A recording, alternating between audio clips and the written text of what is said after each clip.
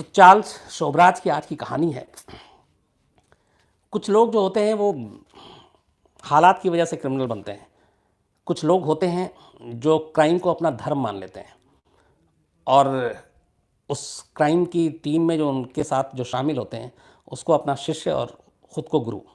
Charles Sobhraj की कहानी यही है कि वो क्राइम को कभी क्राइम मान के चला ही नहीं। वो इसको एक उसने कहा है कई जगह पे कि मैं ऐसा कुछ नहीं करता हूँ, मैं लोगों से बात करता हूँ, लोग मेरे झांसे में आ जाते हैं और फिर सब कुछ प्यार से हो जाता है। और इसलिए ये वो शख्स था जो क्राइम को क्राइम कभी मानता ही नहीं था। शुरुआत से इसकी पूरी कहानी जो चार्ल्स शोबराज की है उसमें थोड़ा सा अगर मैं पीछे जाऊँ, 6 अप्रैल 1944 को चार्ल्स शोबराज जो है वो वियतनाम में पैदा होता है। दरअसल चार्ल्स शोबराज की जो माँ थी वो वियतनाम में एक शॉप ओनर थी, दुकान थी उनकी एक, और वहीं पे एक इंडियन बिजनेसमैन थे जो अपने हिंदुस्तान के सिंधी थे, शोबराज बवानी। तो वो उस वक्त वियतनाम में थे बिज़नेस के सिलसिले में। तो वहाँ पे वो शोबराज की माँ से मिलते हैं, दोनों में प्यार होता है और फिर दोनों लिव इन रिलेशन में रहने लगते हैं। शादी नहीं की थी। उसके बाद शोबराज पैदा होता है 1944 में, मतलब हमारी आज़ादी के 3 साल पहले। तो चूँकि शोबराज के माँ बाप ने शादी नहीं की थी इसलिए बीच बीच में उनके रिश्ते भी ठीक नहीं होते थे। कुछ दिनों के बाद जो शोबराज के पिता थे, शोबराज बवानी, जो सिंधी हिंदुस्तानी बिजनेसमैन, तो वो शोबराज की माँ को छोड़ देते हैं और यहाँ चले आते हैं। इसके बाद शोबराज उस वक्त बहुत छोटा, तो शोबराज की जो माँ थी वियतनाम की, वो एक फ्रेंच आर्मी लेफ्टिनेंट थे जो उस वक्त वहीं बॉर्डर पे पोस्टेड थे। युद्ध और ये सारी वॉर का वो चल रहा था कुछ कुछ कहीं की। तो वो फ्रेंच आर्मी लेफ्टिनेंट वहाँ पोस्टेड थे। फिर शोबराज की माँ से मुलाकात होती है, दोनों में प्यार होता है। फिर शोबराज की माँ उस फ्रेंच लेफ्टिनेंट से, आर्मी में जो, उससे शादी कर लेती है। उसके बाद शोबराज अपनी माँ के साथ पेरिस पहुँच जाता है, फ्रांस, और इस तरीके से फिर उसको फ्रेंच की नागरिकता भी मिल जाती है और वो फ्रेंच हो जाता है। तो फ्रांस की नागरिकता के बाद फिर उसको एक और भाई, मतलब एक सौतेला भाई पैदा होता है। लेकिन बचपन से ही शोबराज को ये लगता था कि पहले जो उसके ओरिजिनल फादर थे उसने धोखा दिया, दूसरे फादर भी उसका ख्याल नहीं रखते, और जब उनका अपना बेटा हुआ तो उसको लगा कि बहुत दूरी बना ली है और मैं सौतेला हूँ। ये सारी चीज़ें उसके दिमाग में थी शुरू से, बचपन से ही। तो इसलिए वो हमेशा अपने घर से कटा कटा अलग अलग महसूस करता था, और यही सब चीज़ें उसको धीरे धीरे जुर्म के रास्ते पे चली गई, लेकर गई। पहली जो उसने चोरी की या क्राइम किया था वो पेरिस के पास ही एक गाड़ी चुराई, और उस गाड़ी को चुराने के इल्ज़ाम में उसको जेल जाना पड़ा। 8 महीने तक वो जेल में रहा। फिर एक जेल में कुछ लोग होते हैं जो एनजीओ टाइप वो काम करते हैं सुधार का, और ये तो उन्हीं में से एक शख्स था जो जेल में अक्सर आता था और ऐसे कैदियों से बात करता था, सुधारने की कोशिश करता था। तो उससे बड़ा चार्ल्स शोबराज इंप्रेस हुआ। जेल के जब बाहर आया तो वो उनसे मुलाकात की। वो बहुत ही अमीर आदमी, लेकिन उनका भी जो है वो क्राइम और क्रिमिनल के साथ बड़ा गहरा वास्ता था। तो धीरे धीरे उस शख्स के ज़रिए शोबराज जो है वो पेरिस में ऐसे criminal gang, mafia, drugs peddler, इनके संपर्क में आया और वो जुर्म के रास्ते पे चल पड़ा। इसके बाद वो फिर एक बार पकड़ा गया, और कहते हैं कि जब वो पहली बार जब जेल गया था और वो 8 महीने रहा था, तब उसको जेल के नाम से बड़ा कपकपी होती थी, बड़ा डरता था वो। लेकिन उसने बहुत कम उम्र में जेल देख लिया। तो ये जुर्म के रास्ते वो छोटे मोटे अपराध करने लगा, ड्रग्स के काम करने लगा, गाड़ियाँ चुराने लगा, और इसी दौरान में उसको एक पारसी लड़की से प्यार हो जाता है शोभराज को। तो प्यार होने के बाद अब वहाँ पे धीरे धीरे चूँकि क्राइम करता जा रहा था तो फ्रेंच पुलिस की भी नज़रों में आ रहा था, तो इसने फ्रांस छोड़ दिया।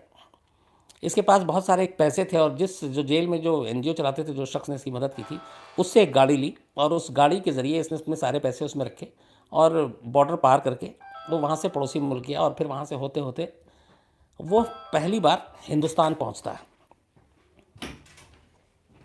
इंडिया आता है वो 1969 और मुंबई पहुँचता है।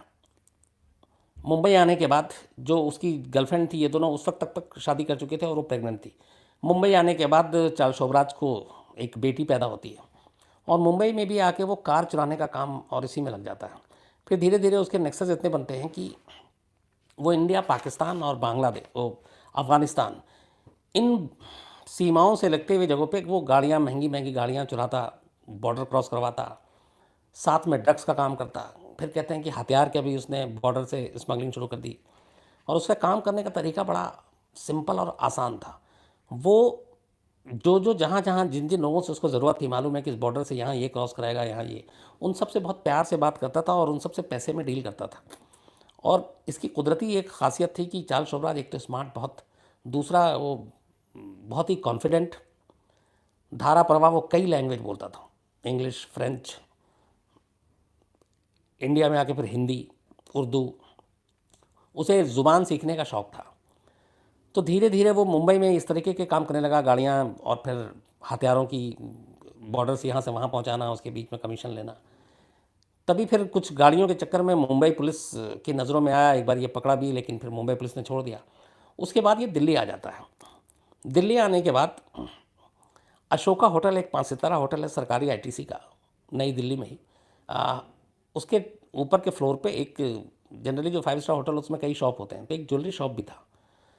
तो इसे पैसे की ज़रूरत थी और ये वहाँ ही ज्वेलरी शॉप में जाकर और उसी होटल में रुकता है और फिर उस ज्वेलरी शॉप में रात को ये डाका डालता है और वहाँ से बहुत सारे ज्वेलरी उठाता है, पैसे उठाता है। और लेने के बाद ये, और उसकी जो वाइफ थी उस वक्त इसके साथ थी, ये सीधे उसके बाद निकल के और मुंबई जाने के लिए दिल्ली एयरपोर्ट पहुँचता है।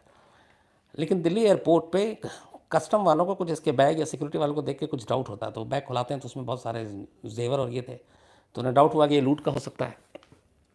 शोभराज को लगा वो पकड़ा जाएगा, तो वो वहाँ से एयरपोर्ट से खिसक लेता है, लेकिन फिर उसको पुलिस पकड़ लेती है। पुलिस पकड़ने के बाद, ये बात है 1973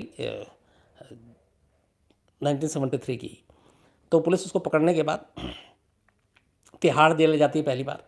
फिर ये अचानक बीमारी का बहाना बनाता है, ये भी इसका एक मोडस ऑपरेंडी जो है वो मैं आगे बताऊंगा आपको। तो बीमारी का जब बहाना बनाता है तो इसको हॉस्पिटल ले जाया जाता है और ये हॉस्पिटल में चकमा देकर वहाँ से भाग जाता है। वहाँ से भागने के बाद ये सीधे काबुल पहुँचता है। अपनी वाइफ को इसने यहीं दिल्ली में छोड़ा हुआ था, फिर वो साथ में काबुल पहुँचता है। काबुल जाने के बाद भी ये यही सारी चीज़ें हैं। और इस दौरान में इसने, चूँकि इसको फ्रेंच और बाकी चीज़ें आती थी, तो ये इसके जो शिकार होते थे वो विदेशी पर्यटक होते थे, फॉरेन टूरिस्ट जितने भी, क्योंकि उनके साथ बहुत आसानी से घुल मिल जाता था अपने लैंग्वेज की वजह से, नेशनलिटी की वजह से, फ्रेंच की वजह से।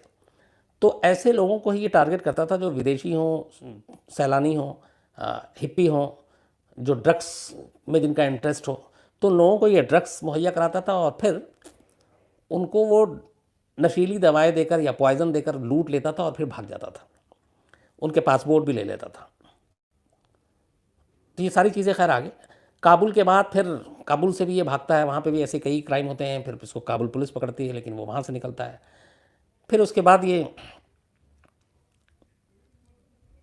जो बैंकॉक है वहाँ पहुँचता, थाईलैंड, पटाया बीच। वहाँ जाने के बाद इसके साथ 2-3 लोग होते हैं और एक लड़की होती है, इनके साथ मिलकर एक गैंग बनाता है और ये कोशिश करता है उन सारे वही सैलानियों को ड्रग्स के नाम पे ठगने का, उनको लूटने का। तो पहली बार अब तक ये इसने जो छोटे मोटे सारे काम किए थे, अब पहली बार जब ये चार्ल्स शोभराज जो सुर्खियों में आता है वो वहीं से आता है, जब 1974-75 थाईलैंड में ये विदेशी पर्यटकों को एक एक कर निशाना बनाता है और उनको ड्रग्स देकर या उनका गला घोट कर या फिर उन्हें जलाकर, क्योंकि पटाया बीच और उसके आसपास में अचानक 75 के आसपास बहुत सारी लड़कियों की और कुछ लड़कों की भी डेड बॉडी मिलती है। लेकिन जो पहली डेड बॉडी मिली थी वो वहाँ एक तालाब में मिली थी और उस तालाब में जो बॉडी मिली थी जिस लड़की की, उसकी बिकनी पे फूल बना हुआ था, फ्लावर। तो पुलिस उसको पहले तो ये समझती कि ये डूब के मरी, एक्सीडेंट का केस है, लेकिन जब पोस्टमार्टम रिपोर्ट आता है तो पता चलता है कि इसका गला घोटा गया था। अभी पुलिस इस केस को सॉल्व ही नहीं कर पाई थी कि अचानक एक दूसरी बॉडी एक दूसरी जगह पे तालाब से मिलती है, तो उसके भी जिस्म पे जो है वो बिकनी, और वो भी बिकनी पे एक फूल का निशान।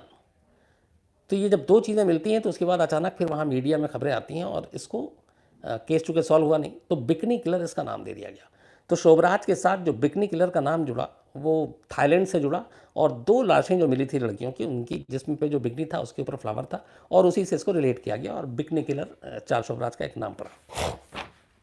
हालांकि चार्ल्स शोभराज के बिकनी किलर के अलावा जो नाम है मैं आपको बताता हूँ किस किस नाम से वो कुख्यात है।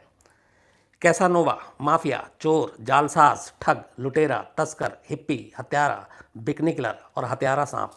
हत्यारा सांप भी इसका नाम पड़ा था। तो कहते हैं कि 73 से 75 के दौरान चार्ल्स शोभराज ने थाईलैंड में 12 से 24 कत्ल किए और सारे टूरिस्टों के जो पर्यटक थे। और इस मामले में वहाँ एक दो बार ये पकड़ा गया, पुलिस ने पूछताछ की लेकिन कोई प्रूफ नहीं मिला और ये उनको गोली देकर निकल गया। उसके बाद फिर वो वहाँ से 75 के आसपास ये नेपाल पहुँचता है। नेपाल में एक कनाडा की महिला पर्यटक और एक अमेरिकन सिटीज़न था, उन दोनों का भी कत्ल होता है और कहते हैं कि ये कत्ल चार्ल्स शोभराज ने किया था। फिर वो काठमांडू से ही भाग जाता है। काठमांडू से भागने के बाद वो फिर इंडिया आता है और 1976 के शुरू में वो वापस इंडिया आता है।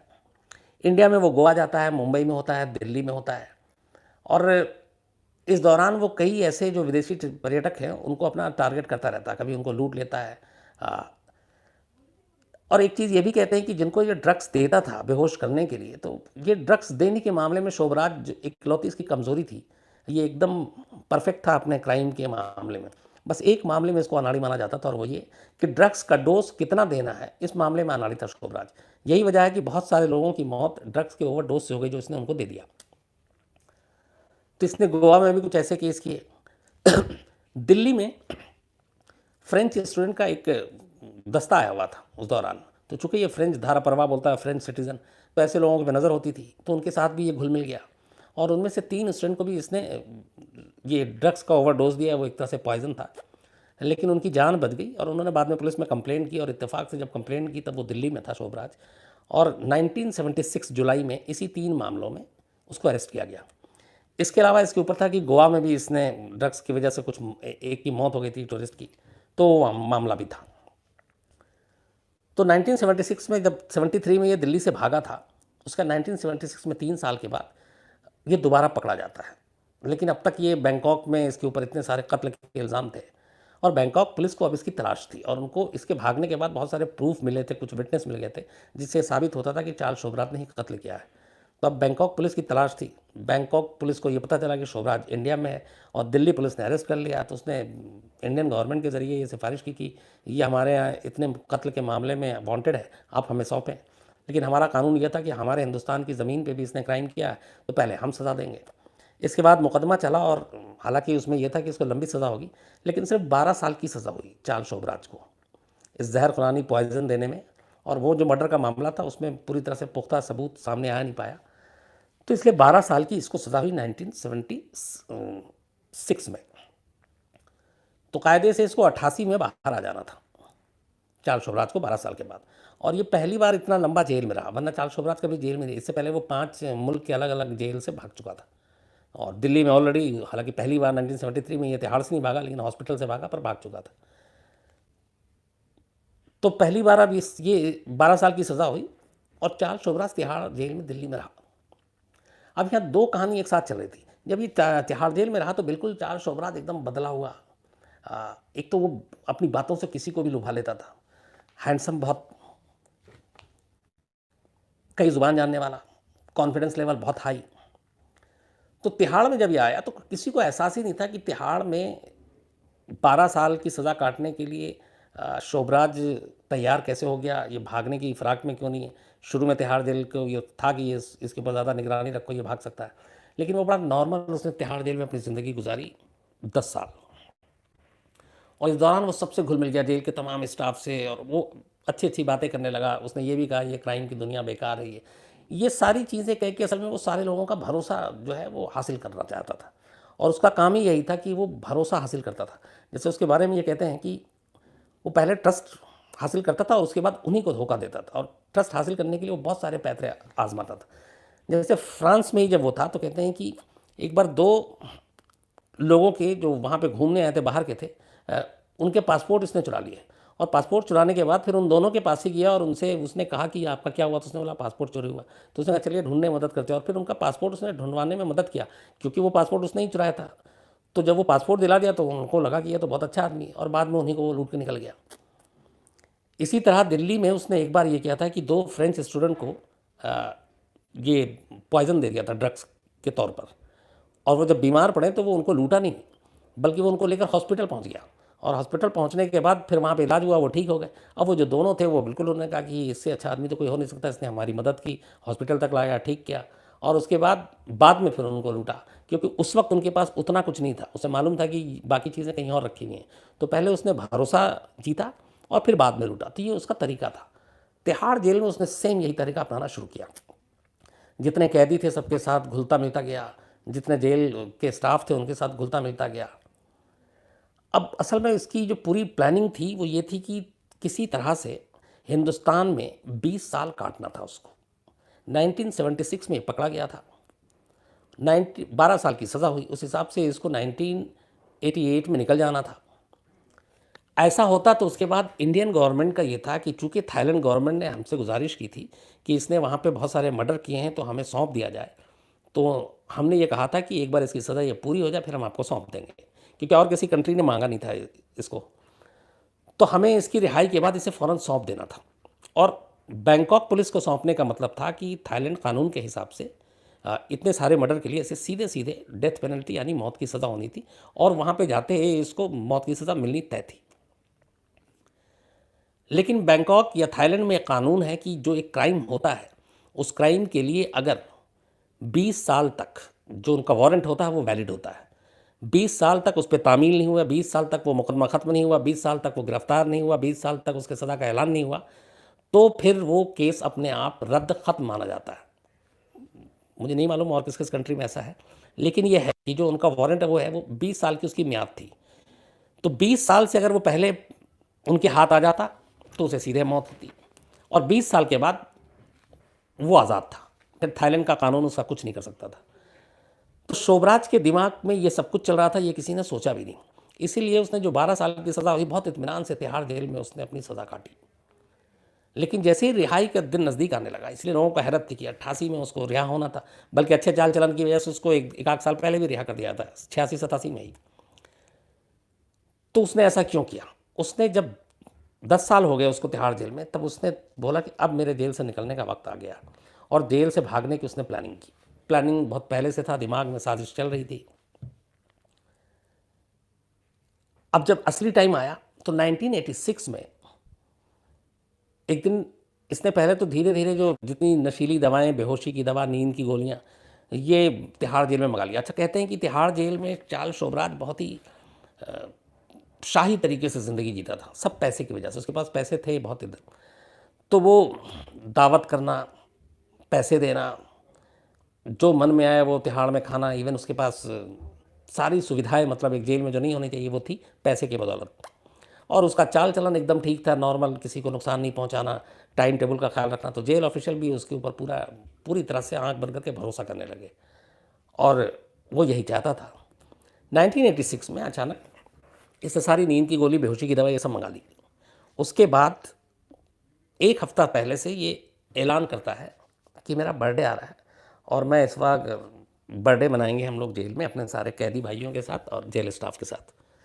चूँकि 10 साल हो गए थे जेल में, उसका चाल चलन देखकर हर एक उसको लगता था इससे किसी को कोई नुकसान है नहीं, तो सबने विश किया, उसको बधाई दी। उसके बाद 1986 का वो दिन आता है, ये केक मंगाता है, मिठाई मंगाता है, बाकायदा जेल के जो ऑफिशियल हैं, जो जो लोग थे वहाँ पे, वही इसको ला कर देते हैं।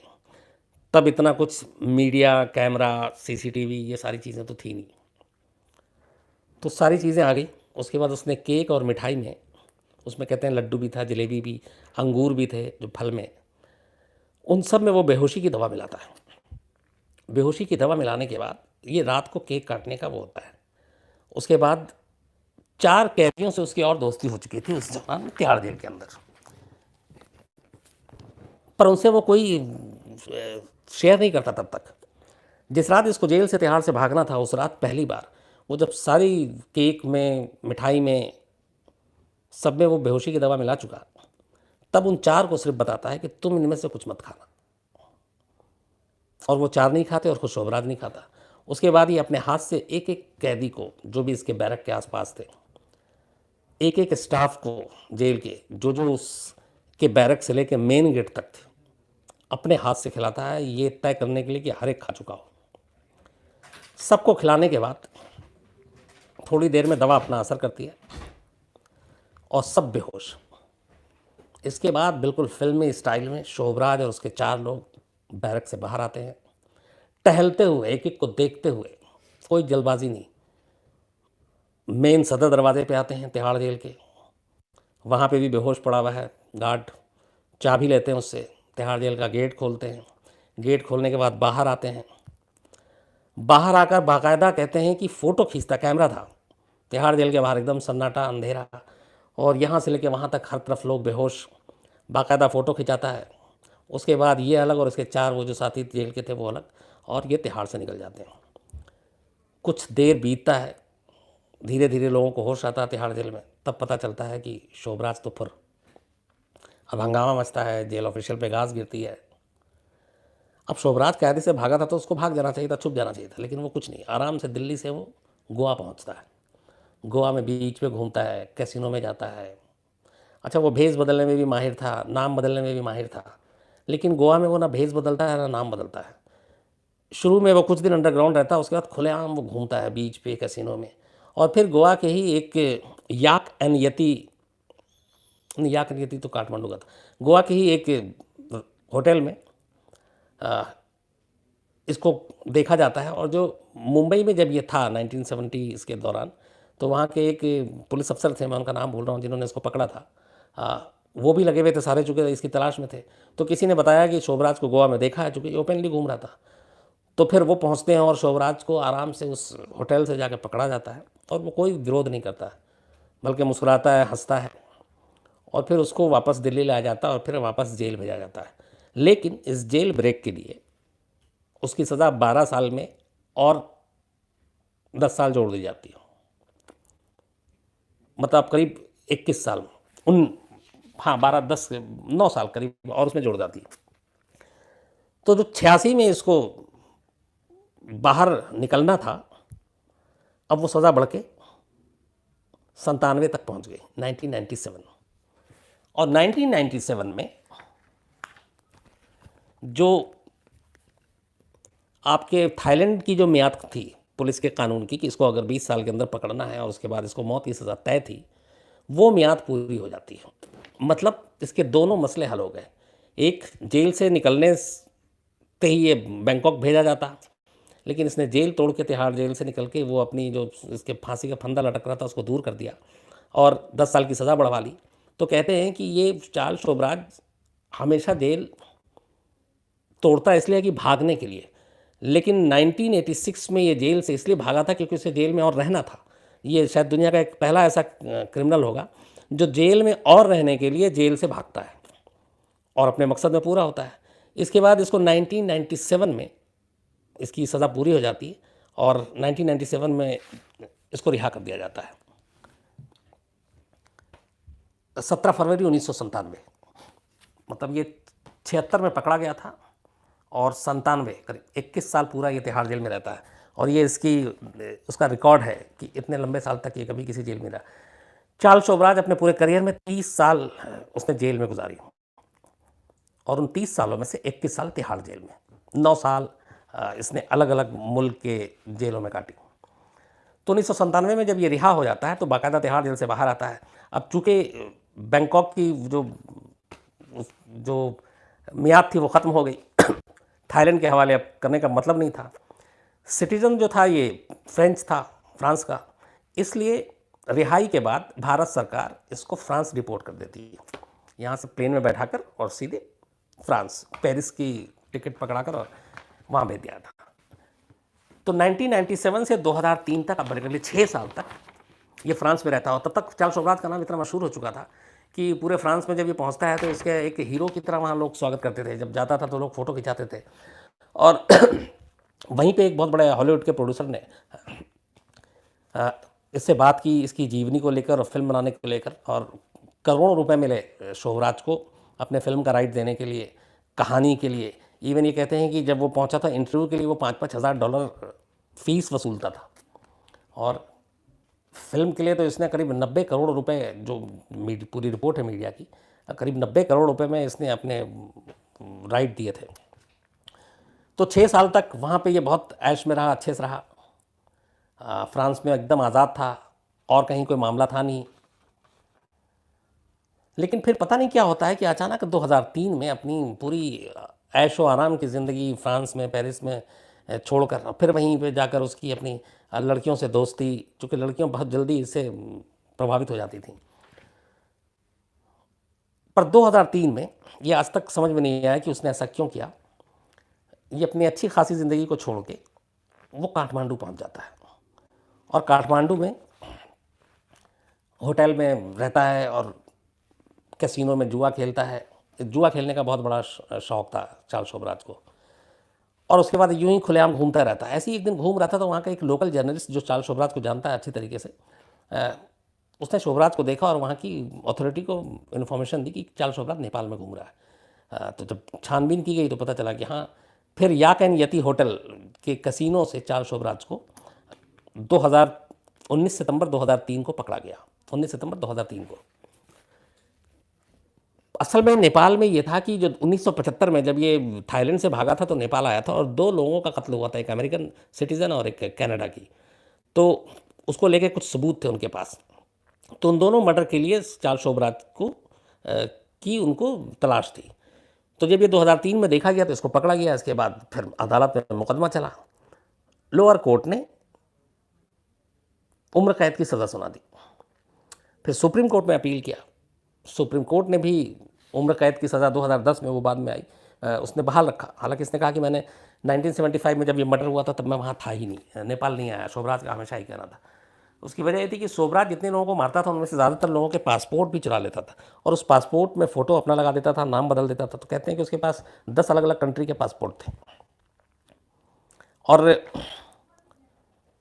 इस दौरान वो अफ़गानिस्तान, ग्रीस और किस किस मैं जगह का आपको नाम बताऊं जहाँ जहाँ जो उसने क्राइम किया था, Karachi, Rome, Tehran, Kabul, Yugoslavia, Bulgaria, Copenhagen, Istanbul, ये सारी जगहों पे ये अलग अलग वक्त में गया। यूरोप की कंट्री अलग हैं और वहाँ इसने क्राइम किए। तो जब ये फिर नेपाल में जब इसको उम्र कैद की सज़ा हो गई तो इस सज़ा से पहले इसने वहाँ एक वकील की, शकुंतला थापा, नेपाल में, और शकुंतला थापा इनकी वकील थी। शकुंतला थापा की एक 20 साल की बेटी 12वीं में पढ़ने वाली निहिता विश्वास, तो मैटर के लिए अक्सर वो अपनी माँ के साथ जेल आया करती थी और जेल में मुलाकात होती थी जो शकुंतला थापा वकील चार्ल्स शोबराज की और बेटी निहिता विश्वास सिर्फ 20 साल की। अचानक एक दिन बहुत बड़ी खबर आती है, वो ये कि 8 अक्टूबर 2008 को कुछ तस्वीरें बाहर आती हैं मीडिया में। चार्ल्स शोबराज और निहिता विश्वास जो सिर्फ 20 साल की, और चार्ल्स शोबराज की उम्र तब 65-62 हो गई थी, इस वक्त वो 73 साल का है। उसके मांग में सिंदूर भर रहा है और वो दोनों की जेल में ही शादी हो गई। और इस शादी की गवाह ये वकील और निहिता विश्वास की माँ, मतलब चार्ल्स शोबराज की सास। अब जेल प्रशासन के हाथ पैर फूल गए, मीडिया में खबर कि भैया जेल में कैसे शादी हो सकती है। लेकिन शोबराज ने जेल में साजिश भी, मतलब शादी भी कर डाली। जैसे वो बर्थडे मनाया था, उसके बाद भाग गया, यहाँ शादी हो गई। कहते हैं कि उसका काम करने का तरीका यही है कि पहले भरोसा हासिल करो फिर भरोसा तोड़ो। यहाँ से पहले जब दिल्ली में तिहाड़ जेल में चार्ल्स शोबराज बंद था तब कहते हैं कि जो 2 उसकी वकील थी उन दोनों के साथ उसके बड़े गहरे रिश्ते हो गए थे। उनमें से तो एक के साथ इश्क भी हो गया, ये कहा जाता है। और यहाँ भी वकील और वकील की जो बेटी थी उनसे तो शादी कर ली। अब ये कहते हैं कि ये शादी भी एक साजिश थी जेल से बाहर निकलने की। और निहिता खुद कहती है कि हाँ मैंने शादी की। तो जब ये शादी की खबर आई और उसी वक्त कोर्ट में ये फैसला भी आना था इसके, तब हम लोग काठमांडू गए थे और मैं करीब 1 हफ्ता वहीं रहा। मैं निहिता विश्वास से मिला, उस लड़की से, शकुंतला थापा से मैं लंबी बात की और वहीं कोर्ट की पेशी के दौरान मेरी शोबराज से पहली बार 2-3 दिन लगातार मुलाकात हुई। और हम लोग, शोबराज की खासियत यह है कि उसे पता है कि उसकी इम्पोर्टेंट क्या है, इसलिए वो मीडिया को बाइट भी नहीं देता, कैमरे पे बोलता ही नहीं। बोलना है तो आप चार्ज देंगे, आप पैसे देंगे उसको, और पैसे डॉलर में। हालांकि हम लोगों ने कोशिश भी की थी लेकिन वो हुआ नहीं। लेकिन अब नेपाल में भी हालत ये है कि उसने हर एक पुलिस वाले को, वहाँ जेल के जितने भी हैं उन सबको अपना मुरीद बना रखा है। अब खबर ये आई है कि उसके दिल में कुछ प्रॉब्लम है, एक वॉल्व उसका ख़राब था, वॉल्व का शायद ठीक भी किया गया है और ओपन हार्ट सर्जरी की बात चल रही थी। तो काठमांडू या नेपाल में एक हार्ट का अच्छा डॉक्टर या हॉस्पिटल उतना नहीं है, तो इसने आपका एप्लीकेशन दी अभी हाल ही में चार्ल्स शोभरात ने कि मेरा हार्ट की जो सर्जरी है वो मेरे अपने देश पेरिस में कराया जाए, क्योंकि वहाँ ज़्यादा बेहतर सुविधा है और वहाँ मेरे अच्छे होने के एक मतलब अगर यहाँ पे 1% है तो वहाँ 5% चांस है। तो ये अपील दे रखा है, लेकिन अभी तक उसका कुछ फैसला शायद कुछ आया नहीं है। बट उसका कहना है कि मुझे ऑपरेशन के लिए यहाँ से मुझे वहाँ भेजा जाए, नंबर 1। नंबर 2, एक दूसरा उसने अभी हाल में एक और अपील डाली है। नेपाल में एक कानून के तहत ये भी है कि जिनकी उम्र 72 साल हो जाती है उसको जेल से रिहाई मिल जाती है। तो उसने इस रूल का भी हवाला दिया है, क्योंकि अब वो 73 का हो गया है कि मैं अब 72 प्लस हूँ, तो मुझे इस कानून का भी फ़ायदा मिलना चाहिए और मुझे यहाँ से आज़ादी मिलनी चाहिए। तो ये अभी उसका एक अपील दिया, लेकिन इस पर भी फैसला आया नहीं है। तो कुल मिला के अब ये है कि इस वक्त चार्ल्स शोभराज काठमांडू के पास एक जगह है, वहाँ की जो सबसे बड़ी जेल है सेंट्रल जेल, वहाँ पे बंद है। उम्र कैद की सज़ा हुई हुई है 2 फॉरेन टूरिस्ट को मारने के लिए, और सुप्रीम कोर्ट ने भी उस फैसले पे मुहर लगा रखी है। अब 73 साल की उसकी उम्र हो चुकी है। चार्ल्स शोभराज के ऊपर हॉलीवुड बॉलीवुड इन सब जगह मिला के 3 फिल्में बन चुकी हैं बड़े बजट की। अपने यहाँ मैं और चार्ल्स ऐसे करके एक फिल्म थी शायद रणदीप हुड्डा जिसमें हीरो थे। 4 उसकी बुक्स बड़े पैमाने पर रिलीज़ हो चुकी है, आई है, जिसमें उसने अपनी पूरी कहानी सुनाई है। डॉक्यूमेंट्री पता नहीं कितनी सारी बनी है। कहते हैं कि ये चुनिंदा क्रिमिनल्स में से एक है दुनिया के जिसको इतना स्टारडम मिला और जिसकी इतनी पब्लिसिटी हुई। और उसकी एक वजह ये भी है कि ये क्राइम करता था, इवन कत्ल भी इसके ऊपर है कि करीब इसने, हालांकि जो जिन्होंने इसकी बायोग्राफी लिखी है जिस एक जर्नलिस्ट ने, उनका दावा है कि इसने 12 मर्डर किए हैं, जबकि कहते हैं कि ये इसने करीब 24 मर्डर किए हैं।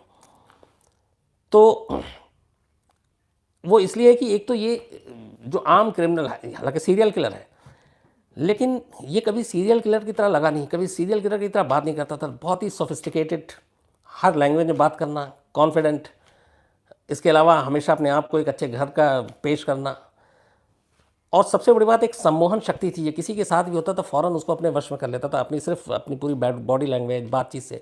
और यही वजह है कि वो कहता था कि मैं कभी किसी के साथ कुछ नहीं करता हूँ, बस हो जाता है, जैसे नटवर लाल का ये लाइन हुआ करता था। तो इस वजह से लोग अब सबसे पहले वो भरोसा हासिल करता था और फिर उसी भरोसे का खून करता था। लेकिन इसके अंदर जो कला थी, अगर इसका सही इस्तेमाल होता तो पता नहीं फिर चार्ल्स शोभराज